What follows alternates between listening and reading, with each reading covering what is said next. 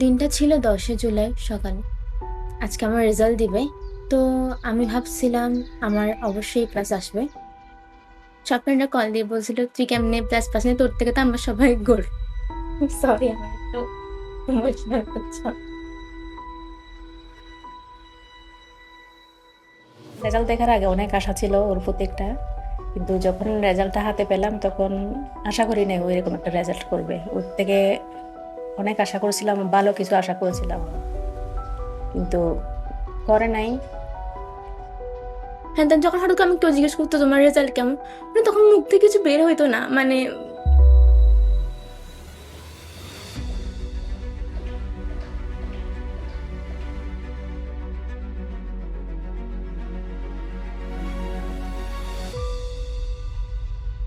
My name is Fariha.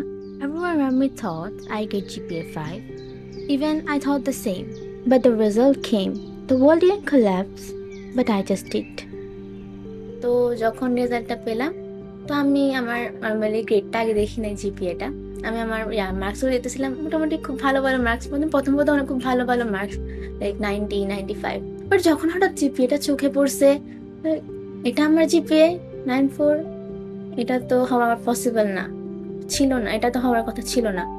তো আমার আম্মু হুট করে বলতেছে, কি করছিস এটা তুই, মানে এটা তো মানে তুই তুই তো আমাকে প্রমিস করেছিলি যে তোর ভালো একটা রেজাল্ট আসবে। তখন অনেক ভেঙে পড়ছিলাম, ইভেন অনেক অনেক রাত কাটিয়েছি, যেটা আমার গর্ব করে বলেছিলাম রেজাল্টটা। আমার নাম মালিহা। আমি ফারিহার অনেক ভালো একজন ফ্রেন্ড। আমাদের সবার তুলনায় ওর রেজাল্টটা একটু খারাপ হয়েছিল, ও A+টা মিস করছিল। বাট যখন ও জাহিদ স্যারের ফারিহার ব্যাপারটা যেটা সেটা হচ্ছে ফারিহার সিঙ্গেল মাদার এবং সিঙ্গেল চাইল্ড। তো এই ক্ষেত্রে ও আসলে একদমই একা বলা যায়। সবাই যখন কোনো কিছু পাওয়ার যে স্বপ্ন বা ইচ্ছা সেটা চাপিয়ে দেয়, তখন কিন্তু একটা প্রেশার থাকার কারণে সে যদি সেটা না পায়, তখন তার কাছে একটা ডিপ্রেশন চলে আসে এবং সে মনে করে যে সমাজে সে খুবই ক্ষুদ্র একটা প্রাণী, যাকে কেউ বিশ্বাস করে না। ভেবেছি আমার ফিউচারে কি হবে, আমার কি হবে।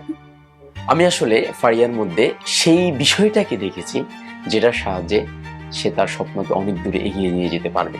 আমাদের সবারই এগিয়ে আসা উচিত ওই বাচ্চাগুলোর পেছনে, যারা আসলে ভালো করার ইচ্ছা আছে, হয়তো কোনো কারণে হয় না।